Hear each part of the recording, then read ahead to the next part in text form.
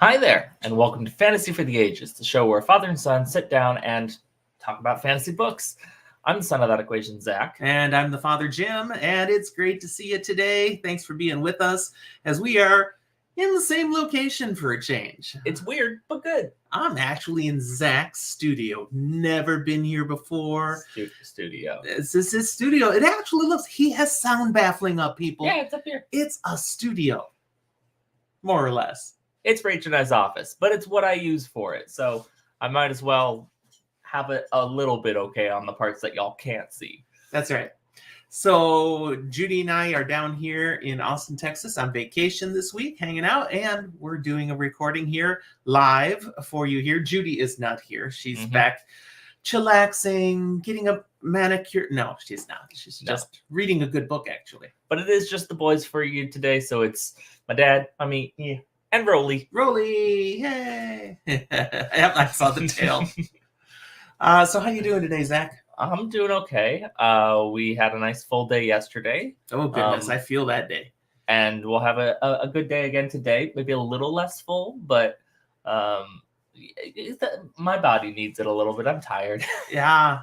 We went bowling with tiny little bowling balls. You know what wasn't planned. You know what the result of that is? Your bowling sucks. So obviously, when our arms hurt, we'll go disc golf today. Of course, that makes logical sense. So we are recording at an unusual time since we're together. It's just a little after 9:30 a.m. Central Time here as we do this, and therefore we're drinking things like water and soda. It's not alcohol because it's 9:30 and we still have things to do. Yes, absolutely. Before we get into some fantastic chapters of Lord of Chaos today, Zach, what are you reading these days? Oh, goodness. So I started more of the Red Rising stuff. I got through Iron Gold, and I'm moving into Dark Age now. Looking forward to getting to those. Since the last time recorded, I don't think I've mentioned that I finished The Expanse. Woohoo! So that's good. And then just still reading some of Malazan, some of the Rift War saga, getting through little bits and pieces here. What about you? Well, Malazan, I am halfway through Midnight Tides now, book 5. I'm plowing through that here on vacation, which is great. Maybe I'll finish that book before the week is over. I am also working on 2 Stephen King things. So Duma Key is the hardcover that I'm reading, which I won't be doing any this week because it's at home. Don't travel with the hardcovers anymore. I am also continuing my reread of The Dark Tower, and I'm on book 4, Wizard and Glass, which is great because I don't remember the part of the story that I'm on at all. Did he add this? I don't think so. It's pretty fundamental stuff to Roland's, the gunslinger, his character, but yeah, it's like brand new to me. I mean, it was 30 years ago that I read it, so a little foggy. Rolly's next to me going, keep petting, Grandpa. Keep petting. I'm enjoying you seeing what I have to do sometimes while recording. Because he's spoiled. Yeah, he's needy. There you go. But we love him. We want to say thank you to all of our Patreon supporters. We appreciate you. And all of you who've been joining us on YouTube recently. The numbers continue to climb. This morning, 566. Woo! Yeah, so thanks. We enjoy sharing the fun of fantasy and science fiction and other nerdy stuff with all of you. Yep. So speaking of that, let's talk about some nerdy stuff today. Science fiction, right? Well, some would say yes. Some would say Wheel of Time is dystopian science fiction. There's an argument. I'm not going to make it. That's okay. The argument will come around again. But anyway. Lord of Chaos, chapters 1 through 3 today. So let's start with chapter 1, Lion on the Hill. It begins with the obligatory wind rising and blowing, establishing a few nuggets for us. These nuggets being the civil war in Cairhien is done, pretty much. But things are still a mess there, including a drought and unseasonably warm weather. Winter does not seem to want to come. So what I'm hearing is we're dealing with climate change, global warming. It's a real thing. I tell you, it just comes around. There's also unease in neighboring Andor, particularly around the capital, Camelin. I wonder why. It's almost like Rand went in and blew someone up. Everybody's like, the Dragon Reborn is now in control. What does this mean? Ah! Speaking of the Dragon Reborn, we come upon Rand training with the sword, practicing, logically, 5-on-1. What, Broly? Training 5-on-1, not just 1-on-1 or 2-on-1. We gotta go. It's your fault for petting us so much. Oh goodness. Okay. But calm down. So 5. He's got to prove himself. Mano a 5 mano. And so 5, and he's going off on these guys. Practice swords. They're not really at risk of slice and dice, but Rand is showing he's kind of developed some ability with swords. Yeah, he hasn't had a whole lot to do besides, worry about everything else. So he's been making sure that he's getting with it with a sword, and at this point, he's more than earned that Heron mark that he earned a few books ago. And so he's doing this training with 5 different guys around him, and there's a bit of an audience. The lords and ladies of Andor, the ones who were formerly kissing up to Lord Gabriel, now they are kissing up to Lord Rand. And we're in Rand's POV for all of this. And we see that he doesn't really like all these people watching, but he needs them, at least for now. Why? Why does he need them, Zach? Well, one, he's going to need their support to a certain extent to really actually have a solid hold in Andor. But 2, having them watch him do this helps instill a little bit of fear and respect. They already fear and respect, the Dragon Reborn, he can use the power and it's scary. But also, he's a formidable person. And every time he can add to his own personal mythos, it's less work he has to do later on. Ooh, mythos. Nice word. He has his guards of Maidens of the Spear around, Sulin seeming to be the one in charge, and they tolerate Rand's wish to train with the sword, but they definitely don't like it. No. Why not? Because Aiel don't touch swords, and they still... Rand is only kind of Aiel. He is. He's kind of, but they do see him as... It's very Aielist. That's fair, though.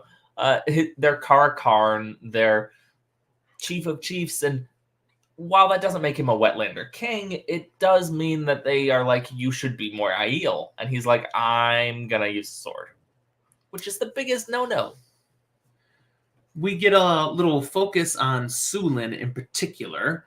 The one, as I said, is kind of in charge of Rand's guardians. Just focusing on that Sulin has an elevated role here.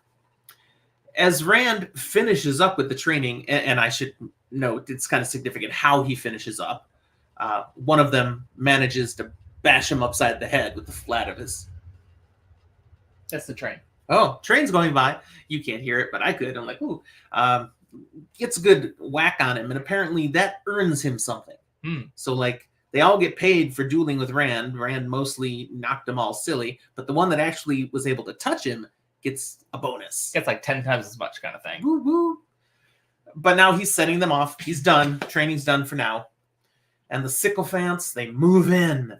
Oh, Lord Rand. Oh, you were marvelous, Rand. Oh, my Lord Dragon, that was amazing. Yada, yada, yada, yada. Now, Rand tolerates and leads on these nobles, kind of basking in the false praise. And we, in his POV, we get that this is a mental nod to Moraine's teaching.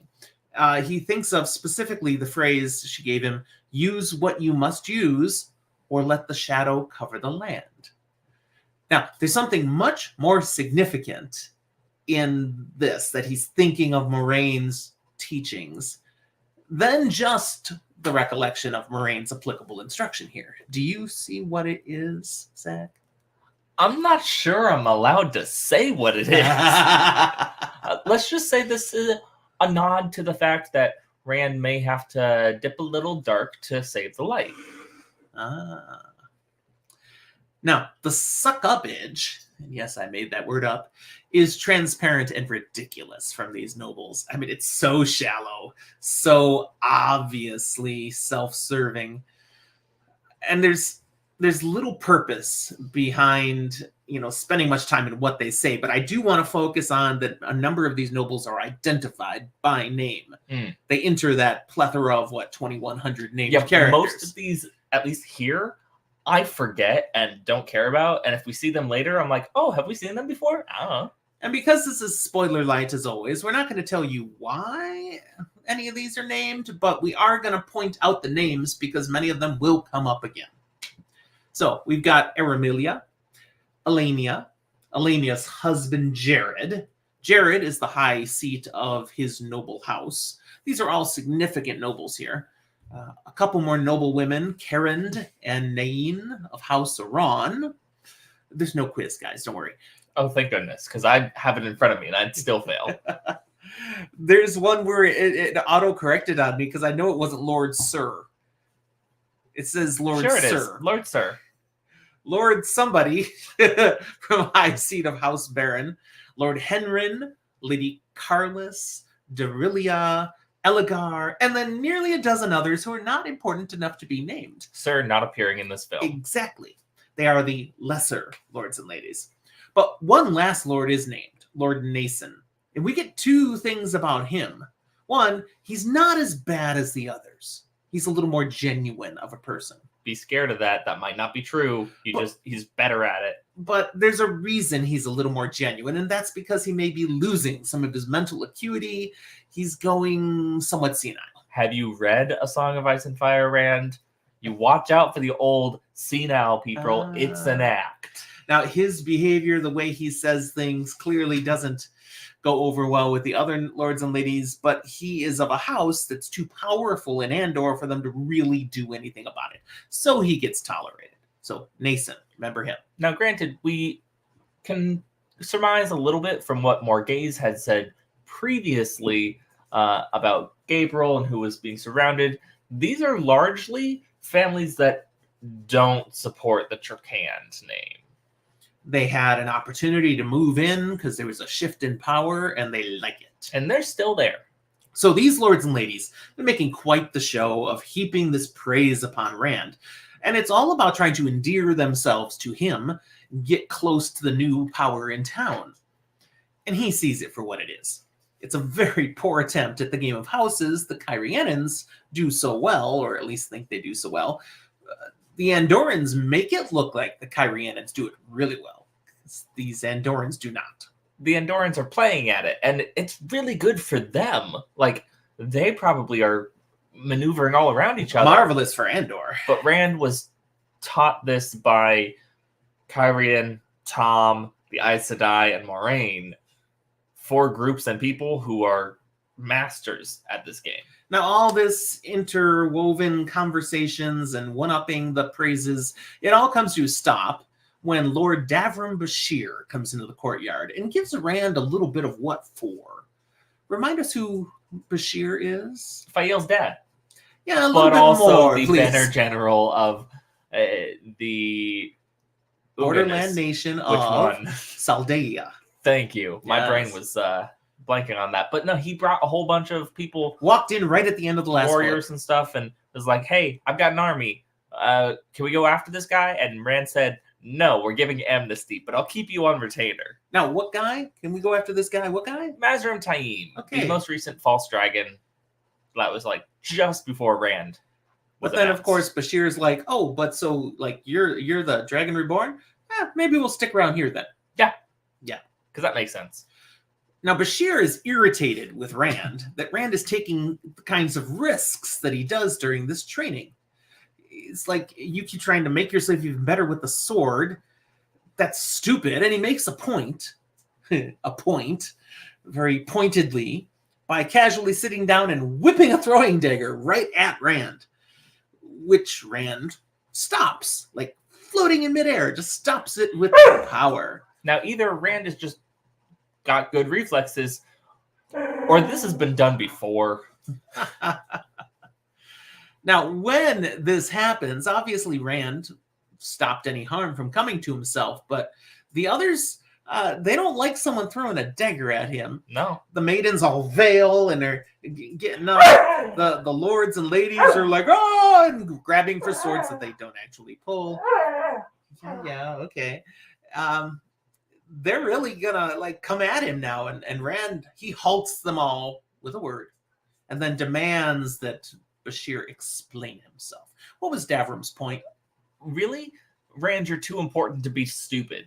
And there's a couple of different ways that this comes through. Partially, to risk hurting yourself by training with these people, you need to be available to be leading, to do these things. But then to a further extent, don't be stupid with a sword on a front line. Why would you as a general be doing that? One, for the sake of your position. Two, if you're gonna need to fight and defend yourself, the power is your biggest strength, and no one should ever be within like 50 feet of you. You shouldn't have to fight someone with a sword, and if you do, sure, you can, but like, if you do to a certain extent, for you, you've already lost. Why is that your option? Yeah, he literally tells him, you have nothing to worry about from people who could hit you with a sword. So, you're so good with a sword now, but you're surrounded by maidens who won't let anyone near you physically. And beyond the maidens, all of Bashir's soldiers are here too. It's like, if you have to worry about something, it's people coming at you with powers, or, shadow spawn, forsaken. A sword's not going to do you any good with any of them. The only thing you're training when you're training your sword is your hubris. You're training yourself to be like, nah, I'll take them in armed combat instead of power. Don't do that. Yeah. Be like Rand from the show, who just shoots them all with the power. So he does double down that it's pointless that he's spending time taking risks, getting whacked upside the head. No, you're too important for those silly things. In the end, though, he says, but fine. If you just want to do it for the exercise, to clear your head, who am I to stop you? But at the end of the day, maybe not 5 against 1. You look good. I'm not going to knock that. The training regimen's working. I think we actually get the sense here in all of this, though, that Rand prefers Bashir and his blunt comments over anything else that he's been dealing with. Well, and this is the weird thing. Rand has always kind of preferred the Borderlander way a little bit, but it comes through really with Bashir and his bluntness because it harkens back to the Two Rivers. It's that I'm going to beat some sense into you with a big thumping stick kind of vibe. It's the I'm going to tell it how it is. There's no need for these tricks and this sucking up and the going around. It just is. Well, Rand is surrounded by people who will give all this false praise and try to say what they think Rand wants to hear. Someone like Bashir, he's going to tell him what he really thinks. That's refreshing, man. And that's what Rand wants to hear. Now, there is something of significance that happens then. Rand has another man's thoughts. Oh, no. Clear as a bell in his head. Oh, no. Yes. And he hears, the only way to live is to die. I must die. I deserve only death. And Rand physically reacts to these thoughts coming out of his head, kind of like grabs his head like his head hurts. And Bashir sees that. And he's like, oh no, did you actually hurt yourself when the guy whacked you on the head? No, I'm fine. I'm just a little concussed. It's fine. Now, Rand's thoughts then bring us back up to speed on some background info. So I'm going to go through some more bullet points of things here. 1, the Aiel see him as the Karakarn. One prophesied to unite them and then break them. The others see him as the Dragon Reborn, Lews Therin Telamon, of the Age of Legends, the Dragon come again. Lews Therin being the one who ended the War of Shadow by sealing the boar that was into the Darkness prison. And then blew himself up and made a mountain and started the breaking of the world. But in between that, the Age of Legends ended because of the counterstroke. And that's why he, ended up committing suicide, creating Dragonmount, because he'd gone insane. It's not his fault. He was just driven mad by the Dark One. And this fate of going mad because Saidin has been tainted during that counterstroke, that still impacts all men who channel. which is where this voice in the head is concerning to Rand, because is this the madness? And he's pretty sure it is to a degree. I think they just need a filter. Rand has come to realize that the voice in his head that he hears isn't just lunacy, though. It's actually Luce Theron Telemon's thoughts, presence, and that this dude in his head is still as mad as when he died. Yeah, Lunacy Theron Telemon. Nice. I like that. He's also noticed this voice is growing stronger, coming more frequently as Rand develops his abilities with the One Power.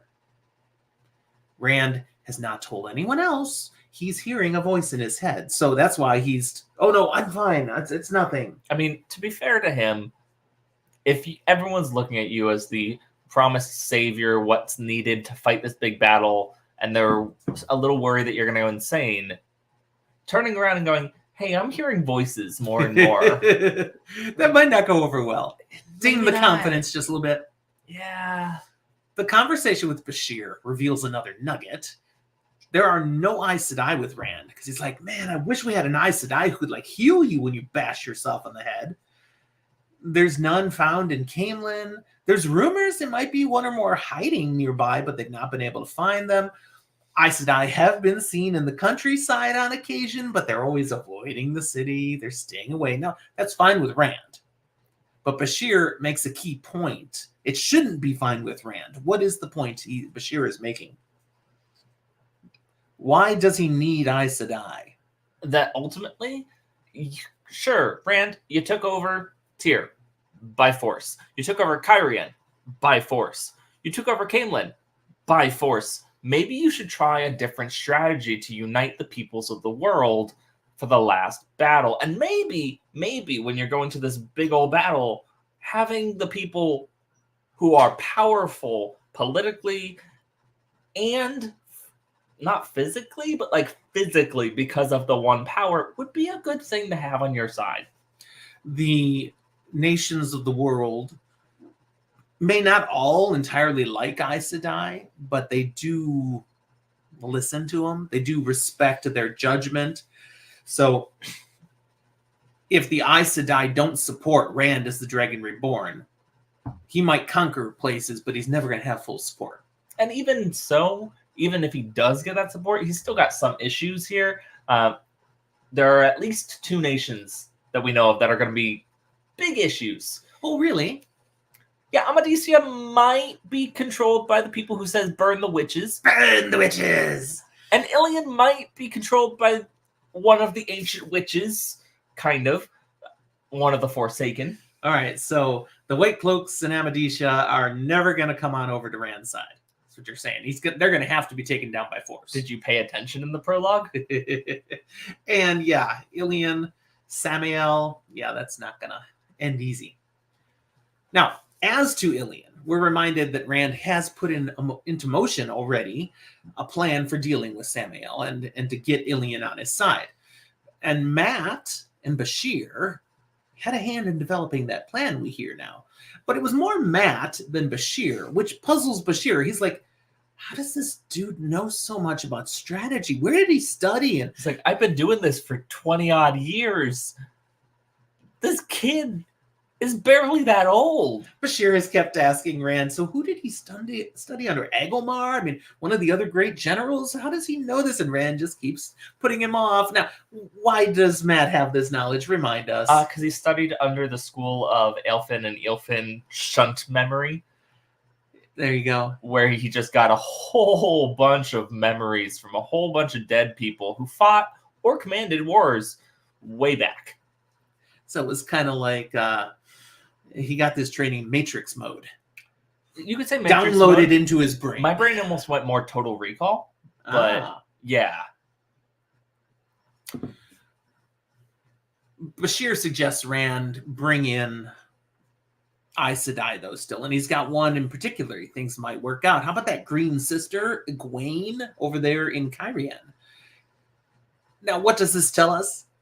Egwene's still telling everyone that she's Green Aja, that she is a full Aes Sedai. Now, she's not actually been doing that, per se. Well, she's been twisting her words and letting other people still say that she is. Certainly isn't correcting them. Hasn't corrected a single person to be like, actually, yeah, no, I did my accepted test. Yeah. The other thing this also tells us is that Rand has been going back and forth between Cairhien and Andor. And more will come up about that later. At this point, Rand reveals to Bashir that there are Aes Sedai who are ready to support him.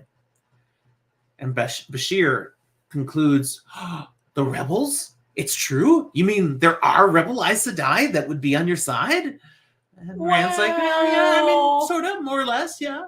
There's rebels somewhere, but also like there's the tower maybe, but also there might be rebels within the tower, weird maybe. He's had letters. Rand states clearly here, regardless of there being Aes Sedai that may be willing to support him, that he will never trust Aes Sedai. It's like, I don't care if I need them. I may use them. I'm never going to trust them. And Bashir settles for that. He's like, okay, that'll have to be good enough then, but we do need them. I think there's something important to note here that he says he will never trust Aes Sedai, not he will never trust an Aes Sedai. There is the possibility, maybe, that at least one person he might trust. But it's... This chapter ends with one of Bashir's men entering the space, this courtyard, to reveal that there's a man at the gates asking to see the Lord Dragon. Someone we mentioned earlier, Mazrim Taim. Dun, dun, dun! Let's move right into chapter 2 then, titled A New Arrival, where our action continues. And this is huge. What's going to happen here is huge for the overall story of the Wheel of Time. Nah, nothing happens here. Now, reminding you something Zach already casually mentioned, but let's get a little more detail here. At the end of the last book, Rand declared an amnesty for any man who can channel. Doesn't matter what they've done wrong, who they might have hurt. He needs them. So if they come to him, he will grant his protection from the Aes Sedai. They will not be gentled. They have a chance to join Rand and prepare to face the last battle with him. So now we've got Mazrim Taim showing up, who, as you said, he was the last one who raised himself up as a false dragon and was out there on the loose, but the Aes Sedai managed to capture him. And then somehow he got away again. And yeah, that's why Bashir is here. He's Saldaean. So Taim is from Saldaea. He had done a whole bunch of damage up there. That's where he was when the Aes Sedai captured him. But then he got away. Okay, so I've got a point here that I've always been a little bit confused about. Is Mazrim Taim actually Saldaean, or is he from near Saldaea and he went and caused trouble in Saldaea? Oh, I understand he is Saldaean. Okay, because I was never sure about that, or if he was from one further over and then he was like, I'm gonna just go this way. No, my understanding is he is Saldaean, because that's where he was building up his force. That's where he needed to get strong enough so that then he could go elsewhere and try to fulfill some prophecies and stuff. He just didn't quite get that far. He got as far as his hometown. But Rand, he's like, okay, Taim's here. Let's talk to the guy, because even though he's done all these bad things, I need every man who can channel. Okay, if there's a chance for him to side with me, I'm not turning him away. He literally says, I will accept any male channeler short of the Forsaken, which is kind of funny. Because he already did, kind of. But no, it's very interesting here that he's like, I'm not going to trust the Aes Sedai, the institution of relatively sane channelers. Instead, I'm going to trust people who will actively be driven insane. Hopefully he has a plan. Rand sends for Taim, have him brought here into the courtyard, and while waiting, Bashir makes it clear, okay, dude, this amnesty thing, I'll respect that. I will respect your wishes. But if that bastard comes up to Saldaea, I'm going to kill him. Yeah, it's like, look, amnesty for channeling, great. Amnesty for crimes committed while channeling, for treason in Saldea? Maybe not. Rand's kind of like, yeah, but I've done treason everywhere, so. But Rand makes a smart move here. He says, all right, I hear you. I will keep Taim out of Saldea. Fair enough. I got other things in mind that I can do with him, and he doesn't have to go there. Now, Rand dismisses all the Andorran nobles then, and they're like, oh, but my lord, we need to be here. And he's like, get out! So they go. You can get out, or I can pick you up with the power and take you out. So it's just Rand, Bashir, and the maidens who are waiting here. And a few moments going by, Rand kind of reaches into his pocket, fingers his little fat man Angreal. Yeah. We don't really know Taim's motivations here, and Rand is aware that he can channel. Not exactly sure how strong, but it's rumored he's pretty strong. So if Rand can be prepared and have just a little bit more on deck just in case, it's probably a good call. That's right. If Taim wants the amnesty, he's going to get the amnesty. But if he has other business in mind, Rand's not going to get caught flat-footed. Rand's going to make sure his stick is bigger. Mm-hmm. Was that a measuring thing? No, but you went there. I'm just pointing out which of us is more emotionally mature here. Oh, Taim then is brought in, surrounded by a number of Bashir soldiers and more maidens, and he strikes his regal, proud stance, despite having all sorts of people around him eager to kill him at the slightest misstep. Yep. Rand is actually a tad impressed by that. What other details do we get? He's a little older than Rand, and by a little, I mean like almost double his age. Yeah. Book places him maybe around 35 years old. Which, the older I get, the closer I get to, and the more I'm like, that sounds pretty young to me. That's just not. Yeah. Nah. What else? We're reminded something else? Well, men who can channel don't usually make it that far. No, this is very especially if unusual. they're at a point where, like, they can channel so much so that they can't help but channel. So how is Taim not insane? How does he look pretty well put together at 35? Rand's thinking that, there might be something to learn here. If Taim can show how he's done this, how he's maintained his sanity all these years of channeling, Rand might find that useful. Yeah.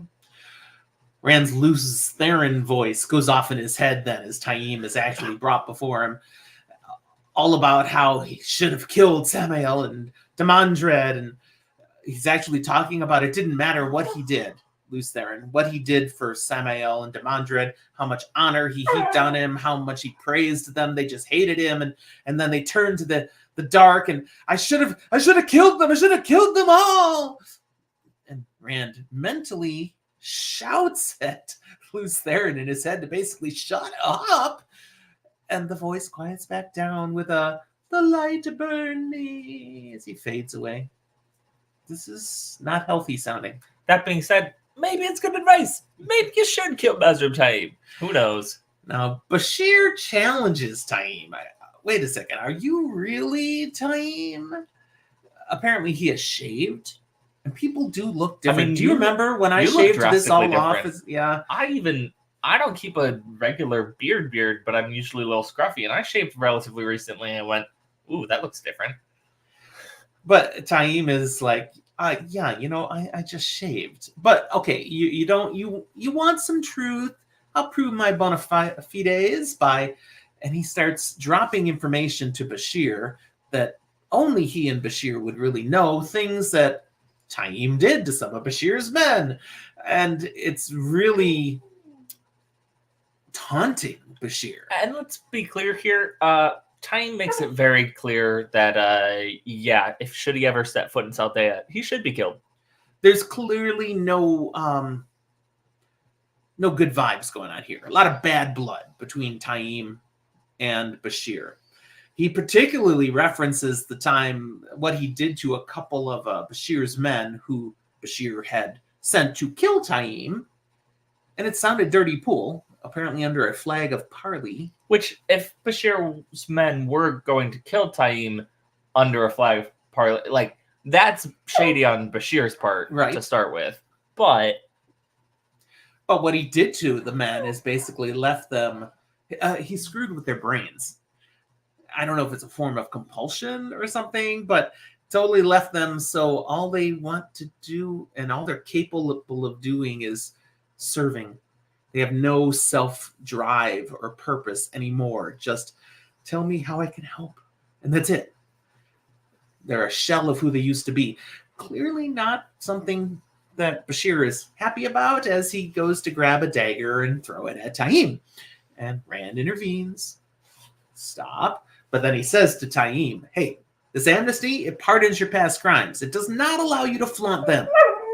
And Back off. I'm still sitting in a position of going, Rand, why did you pardon all their past crimes? Like all Because of he needs them. There He could, needs them. there could be some really bad, like It's a people get out of worse jail free than card, Taim. man. It totally is. Hi, Broly. Now, we get a reminder here of how Taim was caught previously.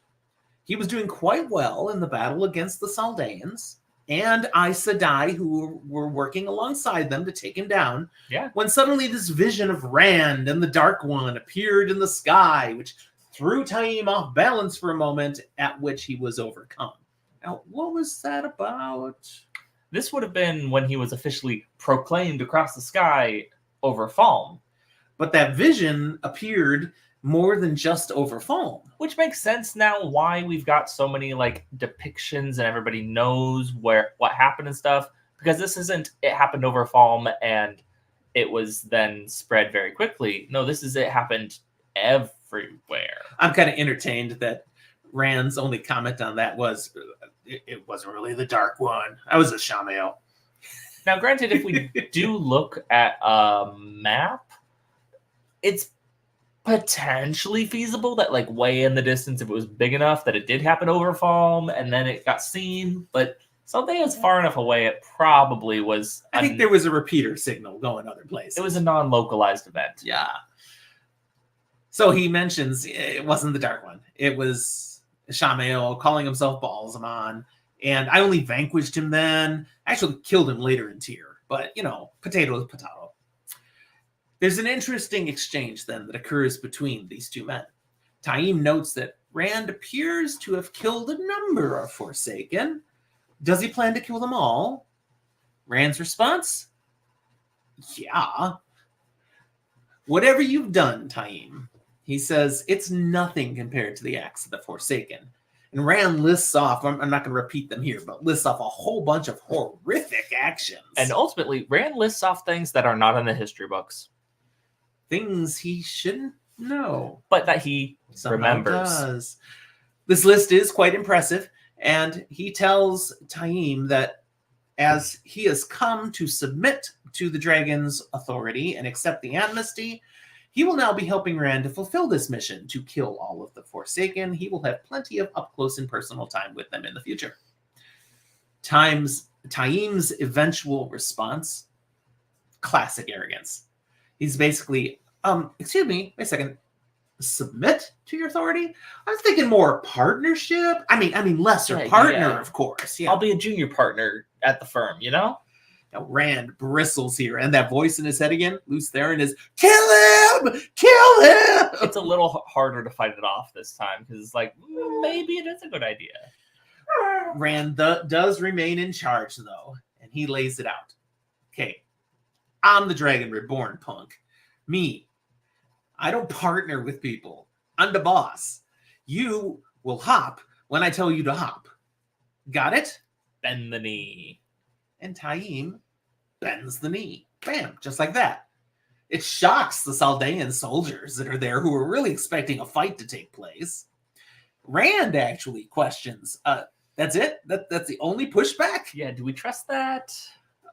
But Taim's got very clear logic. I love it. He says, you basically told me submit, or... It's an ultimatum. Submit or die. I'm going to be wandering the world, friendless and alone, everyone knowing you're the Dragon Reborn. Nobody's going to follow me. And that's even if I could get out of here, because Bashir and his people are clearly ready to take me down. It's not a real hard decision here. And again, if I did escape somehow, I'm a pariah. You're the one getting all the glory. Everything I was looking to have. No, it'd all go to you. What's the fun in that?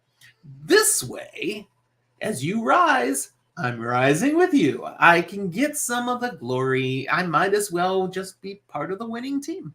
Taim's got a nice silvery tongue. He even uses some nice logic of, look, I'm not a bad person. No, I'm just misunderstood. I never thought that I was the Dragon Reborn to do terrible things. No, I could channel it. I thought, well, I don't want to go mad. Maybe I am the Dragon Reborn. Maybe it's me. And I never fulfilled any of those prophecies, and I know it's because you're the Dragon Reborn. If I had, yeah. And it's did nobody insight check this guy? Anybody getting bad vibes? No. And this is really good though too, where Taim does say, if I had just managed to fulfill one of those key prophecies, everybody would have been hailing me as the Dragon Reborn. And Rand's like, one of those key prophecies? You mean being born on the slopes of Dragon Mount? And Taim's like, okay, yeah, fine, that didn't happen for me. But if I had managed to do something like get Kalendor in the Stone of Tyr, history's written by the victors. They would have soon been talking about how I was clearly born on Dragon Mount. Revisionist history, man. That's the way it would have gone. So basically, if you lie about fulfilling prophecies, then you're basically fulfilling prophecies as long as everyone agrees. But let's get all over this now. You're the man. I got it. I've made my choice. Do we trust him? Rand tells Taim, okay, I hear you. I got your logic. That's fine. But don't let this seeking praise and honor and glory by my side be what goes to your head. I mean, it may happen. It's true. But your focus needs to be on preparing for Tarman Gaiden. That's what this is about. We have a fight coming, and we need to get ready for it, and we need to get others to join us. And Taim's like, others? I thought this was our thing. Now, what do you mean? Yeah, it can't just be a duo, because there's more that we're against. And then he's like, oh, wait a second. Others? You mean there are others? More people than me have come to this ridiculous amnesty thing? You got guys coming who actually want to train in channeling? Rand's like, yes, actually, we do. Because you know what? I'm the Dragon Reborn. And so he asks Taim, can you discern if men can channel, if they do have the ability? And can you teach them how to use the one power? And Taim acknowledges, yes, I have that ability. I can tell. And actually, there was one along the way that I did train to be like me. Unfortunately, he went insane 2 years later, and I had to kill him. But if he'd managed to stay sane, that would have been great. I just didn't have a way to do that because I don't know how I'm sane. Rand's like, oh, dang it. That was one of the ones I was hoping for. Yeah, Taim has no explanation on how he is not crazy like everyone else. How do you think he has stayed sane? This is pure speculation. No, it's nothing not. In the text tells us. This is pure, you'll have to wait for the spoiler room. Okay, all right, as you say. Then something unsettling occurs. I mean, nothing else has been unsettling, but no, I'm going to say something unsettling occurs here. Taim does note that Rand doesn't really seem to fully trust him. Go figure. He promises that you will come to trust me, my Lord Dragon. As a token, I've brought you a gift. And what does he give to Rand? A seal on the Dark One's prison. Ooh, Rand sees this. And he's like, oh boy. Because he knows 3 of these, there's 7 total. 3 of them are broken already. And this is the 3rd that Rand actually now has that is not broken. And there's one other somewhere missing. When Rand gets his hand on it, Lews Theron's voice goes nuts. Break it, break it, break it, break it, break it, break it, break it. And Rand loses it for a little bit because he comes to realize everyone is frozen around him. He's saying this out loud, break it, break it, break it, break it. And the only thing that has kept him from not literally breaking this thing in his hands is Bashir has grips on his wrists, keeping him from crushing it. He's like, I should stop this. I should calm down. Taim is sitting there in complete shock. He's like, the dude's gonna break it. I won't. Yeah. Granted, we need to keep in mind the only thing keeping him from breaking the unbreakable disc is Bashir's restraining hands. We know These they're not things so are unbreakable anymore. Yeah. Yeah. But we also, Rand discerns very clearly, Taim knew exactly what this thing was. Out of how terrified he is that Rand was about to break it. Rand gives it over to Bashir, keep it safe. And he comments to Bashir that everyone else around here seems quite terrified, that it looked like I was going insane there just now. And maybe I was kind of going a little insane, but you don't seem to be troubled. Yeah, Bashir's got the right answer here. Look, whether you're insane or not, you're what we got. You're the Dragon Reborn. We're stuck with you. We have to follow him. So even if you are insane, we won't necessarily support what you're trying to do exactly. I wasn't going to sit there and let you break the seal, but I do have to be behind you in the charge on Tarman Gaiden. Like that's got to be. Rand still has a purpose. Yeah. He does have, Bashir did have a quaint little story about an old uncle back in Saldaea who had gone completely nuts, but was still the most brilliant general that they had. So when he was doing the thing that he was designed to do, he was still brilliant. The rest of the time, don't take anything he gives you to eat. I mean, he's just a loon. But when he's playing Risk, let him be in charge. So Rand then announces he's going to take Taim to the farm. And Taim's like, what farm? Yeah, that's a little concerning. You're going to take him out to pasture? What's going on here? But Rand does not respond to Taim going, what farm? He just continues to talk and give instructions to the others around. He's putting Taim off, and Taim's getting more and more irritated. He clearly is not used to being put off, set aside. And Rand's doing this intentionally. He is. Taim's arrogance starts shining through in the way he's getting irritated and speaking more loudly and strongly to Rand. And really, we're seeing the true Taim, not the show that he'd managed to put on for a little bit. And Rand is feeling a reaction to this true Taim. And the reaction is, I do not like him. I just don't like him very much. It's not even because of how he's behaving. I just don't like him. And if you met people like that, where there's just something about their personality, you just don't like them. It can happen. Yeah. So I think these two would never be buds. And it's not even to say that Taim is unlikable, but that Rand and Taim, they don't click. Of course, in his head, Lews Therin is still shouting, kill him, over and over again. And eventually, I imagine that wears you down, and it contributes to not clicking with someone. And with that, the chapter ends. Now, question for you, Zach. Yeah. Should Rand be listening to this voice, this Lews Therin voice in his head, and maybe even going with his gut, thinking, yeah, this guy maybe should die? I mean, should he be putting him down? You know, there are pros and cons, and at this point in the story, we really don't have enough either way. I'd say at this point, we probably are in the camp of, yeah, maybe we should. Maybe that's not a bad idea. We don't know what he's going to do. We don't know if we should trust him. But, like, maybe it's a really good idea to keep him alive, at least temporarily. Okay. But maybe it's a really, really bad idea. So, like, time will tell. Both. Our final chapter for today, chapter 3, is called A Woman's Eyes. This chapter continues directly from the last one, and we see two things immediately. Rand still struggles with the ooze of the taint whenever he grabs Saidin. It's icky. It's icky. You'll never really get used to. No, it makes you nauseous every time you reach through it. Also, we see him reach through it right now because, he's going to do some channeling.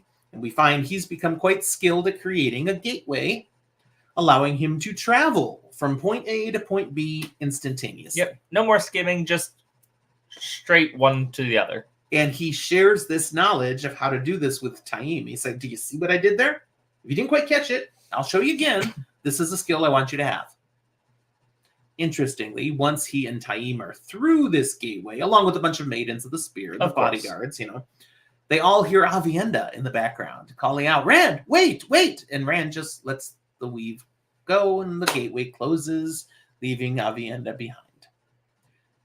Rand had been noting the maidens before, giving those disapproving glances at his sword, hand talking to each other about, he's being so Wetlanderish and stuff, but that's nothing compared to the disapproval and him leaving Aviendha behind.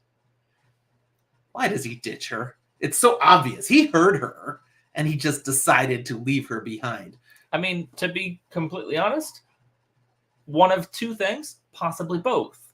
One, to keep her safe. Two, because if she hasn't been here before, she might get upset, and what she's liable to do might keep her or others in danger. Well, we're going to come back to learn about the Aviendha stuff later in the chapter, so we'll leave it there for now.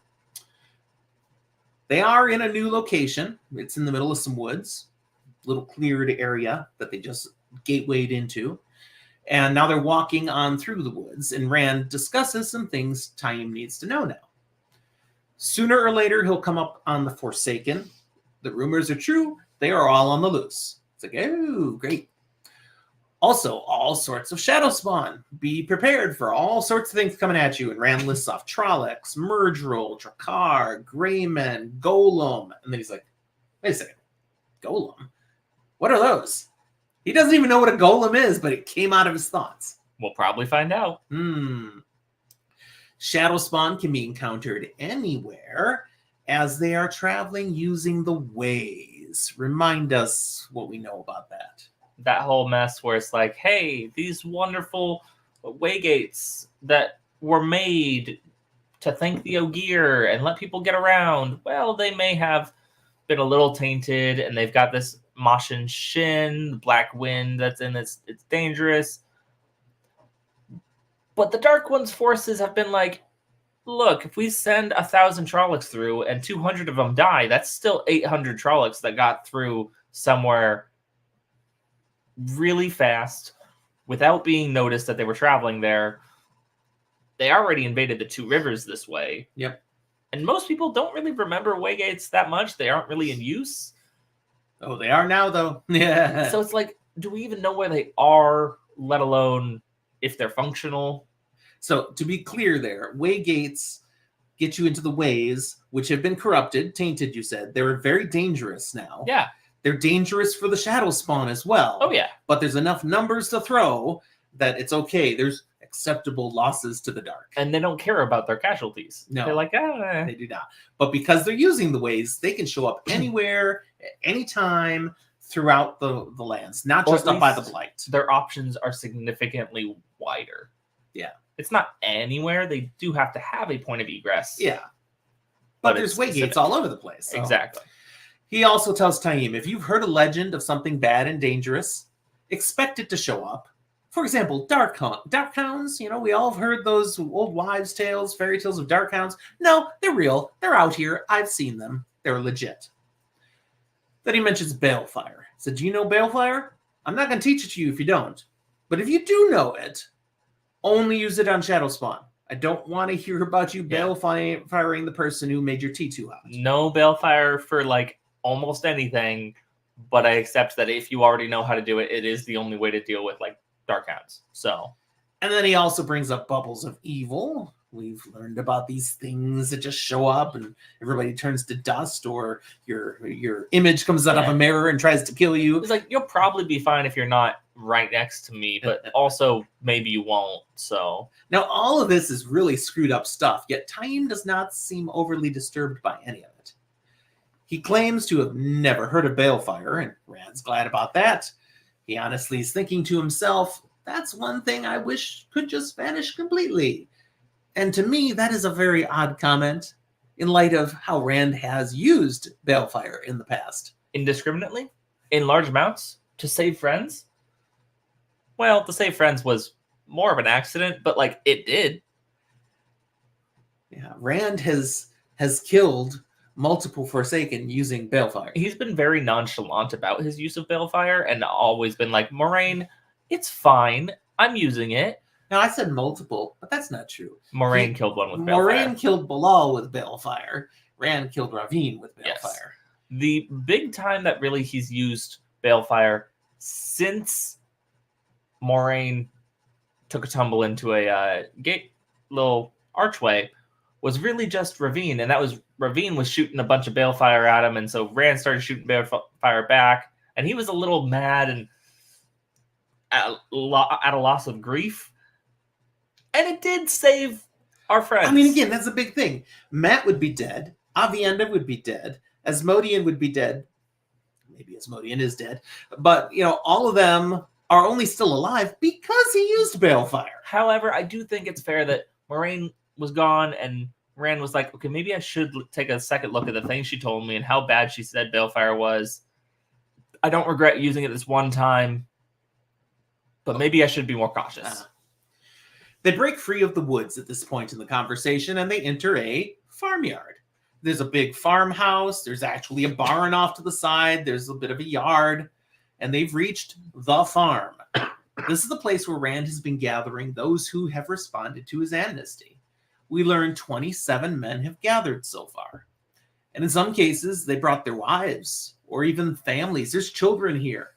And the men, they're all over the map, geographically as well as age. And a few of them are numbered here, but I'm going to share some names here because, again, named character might be important. But something that's interesting here that I want to point out is these men don't all know whether or not they can channel. Nope. They're just coming because the Dragon Reborn has called people to come to him who may be able to channel. And they have been moved to respond to come help prepare for the last battle. And this is interesting. Why would anyone want to channel? Sorry about that. He's apparently allergic to me now. Or it could be all the Dr. Pepper. Phlegm-inducing. Okay, this is not great content. Let's move on. So, who do we have here? Well, we've got Eben Hopwill. Claims to be 20 years old. Likely exaggerating, may only be closer to 15. Fedwin Moore, about the same age as Hopwill. Damer Flynn, the complete opposite side of things, a grizzled old veteran of the Queen's Guard. He's got a limp due to an old battle wound that retired him from service early, but he's, doesn't have much hair left on top. What he does have is gray. And Rand, he sets time to testing these men. Let's see who can actually channel. And then the ones that can channel, he wants them to train them in this channeling ability. Because it turns out, Rand does not know how to test somebody. He doesn't know. He can't tell if a person can channel or not. When they're channeling, he can see they're channeling. But if they just want to know, can they channel? He doesn't know. Now, Rand doesn't tell Taim that he can't do something. But Taim's not stupid. He's like, oh, you can't do that? Oh, I mean, I totally would. I don't have the time. I just can't get around to it. Rand doesn't deign to answer at all. He just test him. So he does. And he does acknowledge that it doesn't matter whether I can do it or not. I don't have time, as you said. This is your job, Taim. I'm entrusting it to you. So Rand introduces Taim to the men, puts him in charge of the farm here. Now, one man, Jur Grady, approaches Rand and says, I was thinking, I came to train and all, but maybe I should go back home after all. It's not too late to still bring in the crop. And, my wife and son, they're sitting there in the background. You can see the wife is really looking on with concern. And I get the picture. I get the impression Jur Grady wants to do this. His wife has been badgering him the whole time. We shouldn't be here. Why are we doing this? Come on, let's go home. And he's worn her down. Or she's worn him down. Yes, sorry.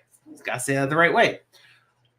Well, Rand, okay, that's a risk. Wives, children could weigh on the, hearts of these men, but he's intentionally allowed families to be here because he thinks the Aes Sedai have done it wrong, cutting themselves off from the world, from personal connections and family. He thinks that makes them too distant from the people they impact. making them more cold and calculating and forgetting there's real people Mhm. impacted by your decisions. Now, that's actually an important leadership trait. You don't want to be too far removed from the people you are leading, because then they just turn into numbers, Mhm. widgets. You can make decisions that will hurt mass amounts of them, but you're seeing the big picture and it's okay. What do you think? I think Rand's got a great point. There is some credence to the Aes Sedai's argument of, no, we want you loyal to the tower, not to your families before the tower. We are your family now. We are all your sisters. And it's breeding that loyalty there. So there is an argument for both camps in that sense. What Rand is forgetting is that this doesn't just apply to the people he's in charge of and trying to make sure that they are learning how to channel, but with their emotions intact and connections to real people, their families. What he's forgetting is that it applies to him too. Mm-hmm. And he should, probably not push everyone away and be like, no, I have to make all these decisions as the Dragon Reborn. Hey, do as I say, not as I do. Well, Rand does tell Jer Grady here, you are free to leave. Any of you are free to leave until you start learning to channel. At which point your service is compulsory. Yeah, you're a soldier then, a soldier in this war preparing for the last battle. So you will have to follow orders, you will have to stay. But until then, you're free. But then he says, I want you to think about this, though. If you can actually channel, if you could actually fight and make a difference, would you truly be able to live with yourself just going back and sitting on your farm? Being on the sidelines, not being able to do anything that truly could impact the world for the better? Could you live with yourself? Just think about it. Way to guilt him, Rand. Totally. And it feels like dirt, having said that. But it's the truth. He needs every man who can channel. So Taim starts testing right there and then by grabbing Damer Flynn, this old grizzled guy. And he's got a clear attitude. This one's going to be a waste of time. So let's get this over with. Thus, he is quite surprised when the test confirms Flynn can channel. Yeah, Taim sets up his rapid testing station and turns out positive. Flynn's got the channeling. And Rand tells Taim, carry on, prepares to leave, as he has many more things to do today. Taim chases after Rand, saying, hey, don't leave. Stay and help. I mean, I can, watch a few more times. You'll know how to do this too. We could test that many more people. And Rand actually shares, I saw what you did. I can do that. I only got to watch once. Right. But I've got more important things to do. This is the job I'm entrusting to you. Do it. And train them up as fast as possible. Taim is surprised the first one tested positive. And he's like, I don't know if... that's an amazing stroke of luck, he says to him. No, but that's Taviran. You, the Dragon Reborn, with your luck, all 27 of these guys will test positive. I don't know, but we could get... stay. Let's do this together. He's like, no, you're on your own, buddy. This is your job. But as you do this job, Rand gives them the order, do it as fast as possible. Train them as fast as possible. I understand that'll be dangerous. They could kill themselves. They could burn themselves out. But just push it to the edge, man. We need them ready as fast as possible. You're not here to be their friend. This is boot camp. That's right. Teach them to channel anything they can learn, but especially things that can be used as weapons. Make them into weapons.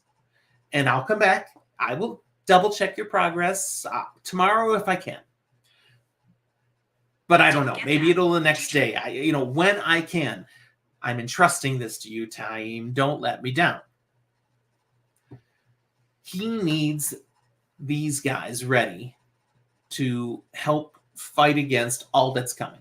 The Forsaken, the Shadow Spawn, Dark Friends, White Cloaks, Aes Sedai, even Black Aja amongst the Aes Sedai. All of the above. He reminds Taim, back in the War of Power, the Dark had male channelers there, Dreadlords, who were there ready to fight against. We have to have our own guys to counter that because you can expect it to happen again. Yes? I'm just giving pointed looks. Rand commits to defeating them all. I'm going to defeat even the Dark One. Heck, I'm going to cleanse Sidene so men will no longer go mad, and the world no longer will have to fear male channelers. And that's a statement that catches Taim's attention. Like, oh, that would be good. Can you do that? Is that a thing? Possibility? He then warns Taim. One last thing. Be wary of anyone who comes to the farm and learns too fast. If they start doing things that you haven't shown them, or like that you don't even know. He's like, a Forsaken could try to slip into the ranks. Poison it from the inside. And that leaves Taim a little shaken. He hadn't thought of that. Rand leaves Taim then. The maidens accompanying him. And opens up a gateway. Maidens are going through first. There's two thoughts in Rand's mind as the maidens are preceding him through the gateway. One, Asmodean. Rand does not know where this dude went. He doesn't know anything happened to Asmodean, just he disappeared. It's a prickling concern for Rand. He doesn't want people discovering he kept a pet Forsaken. You know, Jason Natal shows up again as a Forsaken. Okay, this could be awkward. Yeah. He also doesn't want people to know that some of the things Rand can do, he learned from a Forsaken. That's not a good look. Uh-oh. And at this time, the voice in his head continues to interject that Rand should be killing Taim. Now, as they're actually moving away from the farm here, the maidens, and I don't want to say they're not going all the way through the woods again. They're just moving a little outside of the farm here. The maidens start speaking up to Rand. In essence, babying him, caring for him, even teasing him a little bit. They genuinely do have concern for his well-being. But it tends to come out in poking fun. Yeah. Which he finds annoying, but he does tolerate. They don't do too much of this in front of things like, not in front of Taim, you know, but when it's just them again, oh yeah, they give him crap. That all has some roots somewhere. Remind us why they think of him and treat him the way they do. Well, because in a way, he's everybody's son or brother or something, because he's a child of a maiden. Yeah. They have that tradition amongst the Aiel. I mean, the maidens, they don't marry, they don't have families. They still have sex. Okay, they do. So occasionally they have babies. And because they are wedded to the spear, they don't keep those babies. They give them to the wise ones. The wise ones adopt them out, but they do it in a very anonymous way. So you never know which of these children people suddenly have are actually maidens' children. They're just... Everybody knows Rand is a maiden's child. That's the thing. There are plenty of other Aiels who are children of maidens, but even the children don't know they are children of maidens. Okay? Rand knows. Everyone knows. He's the prophesied and son of a maiden who's come back. Whether it was intentional or not, at the time, he did kind of have the maidens carry his honor. So, like, he said, yeah, no, y'all are mine. Y'all are my peeps. So he is special to them. Precious in a way. And therefore, they all treat him like their child, their brother, their family. Yeah. And he gets kidded and teased. So now it's finally time to be off. And Rand has to decide, where do I go next? I got other things to do. One of the things that he has to do is a meeting back in Camelin with Bashir. But he decides he's going to put that one off because that's where Avienda is. He ditched her. She's a smart woman.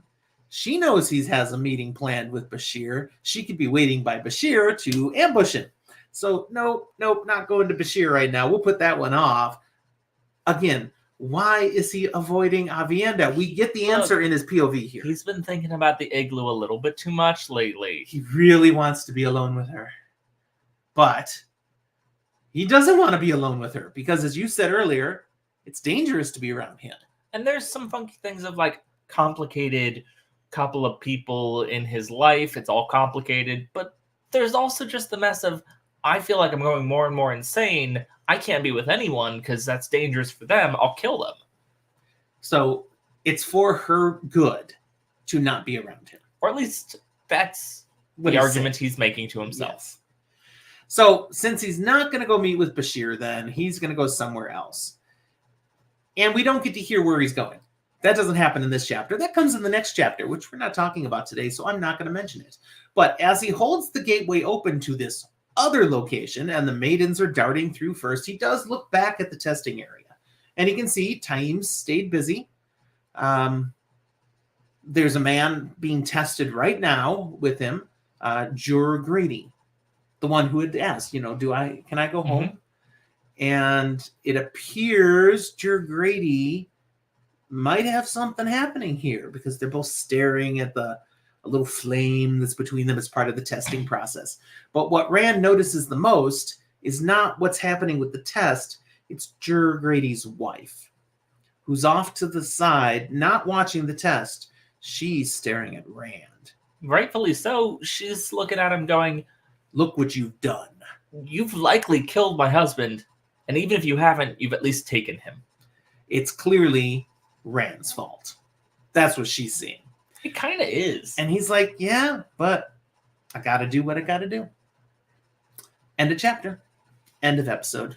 For those of you that are first-time readers, definitely the end of episode.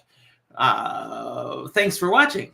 We are going to spoil some stuff next, so you should leave now. But come back for our next episode. And again, stay through the spoiler rooms, up to the spoiler zone section. But that's it. You go away now. Now let me run our little graphic here. The spoiler room. Ooh, You don't have there to it hit is. anything. Now I can remove it. Ta-da. You don't have to hit No, anything. no, I didn't. It just plays once. That's right. I did it right that time. Well, you still hit the pause button. No, I didn't. I watched you click your finger. I didn't click. I hovered over it, but I didn't click. Because I knew. I remembered. It's good. What color would you like? Ooh, I can choose from all of his. I gotta see. I gotta see all the dice. Not even all of them, because there's more in here. Dude's got a ton of Over dice, here, man. He's addicted. By the way, Drew made his those. keyboard changes colors. It's not just his microphone, Yeah. which you can't see at the moment, but his keyboard changes colors. It's very cool. It's almost like if you don't buy only Mac things, there are cool things. Okay, I'm gonna blindly reach in. They're not all D20s. Yeah, I'm feeling for a D20. Wow. Maybe I shouldn't be. Maybe you should know what a D20 feels like better. Oh, I can't do that one. It's green. That's the green pouch you went to. They're see, I was sorted by searching. color. That's a D12. It is one of my. This is one of my favorites, though, that you got to look into. It's liquid core. Ooh, it's also beaten up a little bit, or is it No, like that? it's koi fish inside. Oh, koi. There's So it's koi a little. fish. It's a koi inside. pond. So it's little flowers and fish, and it's a little liquid that actually moves around if you move it. I'll roll with this one. Very good. Because we're going to roll, of course, to see who gets to spoil something first. I'm interested in what he's going to spoil. That's a big one. All right, let's go. I have 3. a 3. You have a 14. 14. I believe he goes first. So, we're going to talk about Mazrim Taim a little bit. Are we? Yeah, this is the first time we see him. We got to talk about him a little bit. Okay. Let's start with, why is he not insane? Because he's already evil. Are you sure about that? Yes. Yes, I am positive he's already evil. I don't think he's evil already. How do you escape from the Aes Sedai? Well, yeah, he got broken out. By a Forsaken. He's already evil. Now, whether he was evil way before that or just then is never really specified. But I'd argue if he's managed to not go insane that long, at some point in there, he went, go insane? Or potentially get more power serving towards the Dark One and stuff? Maybe, maybe that's not a bad idea. Man, I don't go He for may have that. even been a Dark Friend before he could channel. We don't know. I am okay with you saying that you have thoughts otherwise. Yeah. But we don't know. What we do know is by now, he's already evil. Now, we talked about, should we trust him? Should we kill him? If we killed him right here, right now, Rand would still be stuck in a box. Or at least be having issues. Because the end of this book is a great awesome. moment and is partially awesome because of Mazrim Taim and what he does with this group that Rand has set him with. But we go a little bit further, and Taim stays here, and we get a whole bunch of evil dreadlords because of what Taim does here. So, like, it's bad. Shortly after, it's very good. Okay. Well, what I want to go to is simply the comment Rand says, "I'll be back tomorrow to check on you," or maybe it'll be the next day. And he, like, practically never comes back. So this is part of the problem. Rand delegated, and this is a good leadership trait. You should delegate, because you can only do so much. But this was too important for him to totally just dump it on Taim and then walk away. And he delegated to just the first most powerful person, the most capable, but not necessarily the most trustworthy. Yeah, he really should have practiced a little more oversight here. But then again, you know, he doesn't have much leadership ability, training, experience. And the one guy whose memories in his head also made some really bad decisions as a leader, including things like the way he treated Samael and Demandred, turned them to go to the dark, you know. So his role models aren't so good. It kind of makes sense that he bungles this situation, and it's as the wheel weaves. You know, this is what was supposed to happen. He does end up with a bunch of powerful channelers, men who can help him eventually, but he also almost loses the whole last battle because Taim. Now, I'll give a caveat. Rand has one good leadership example. His dad. Exactly. That's exactly where I was going. Who isn't really his dad. And he far too often forgets about him. Yeah. He doesn't get enough play in this series. At least not early. Tam. Good old Tam. All right. That's what we have here then. So let me run our outro. It's this button right here. Here it goes. Oh, look. Hey. Yeah. There it is. Yeah, absolutely. So read those things. Thank you so much for being with us. Thank you for being with me. Hey, it's been fun to be, you know, I can touch you. I can reach out and touch you. Okay, you can go back to Washington now. Not yet. We have more to do, like disc golf and pizza and stuff. Thank you, patrons, for supporting us. Look at all those ways all of you can interact with us. We love having people join us on social media. Discord's a lot of fun. Come chat there, interact, and email. The email's there. Still, once in a while, someone sends us an email. Those are fun. That's all we have. Thanks, everybody. We'll talk to you next time.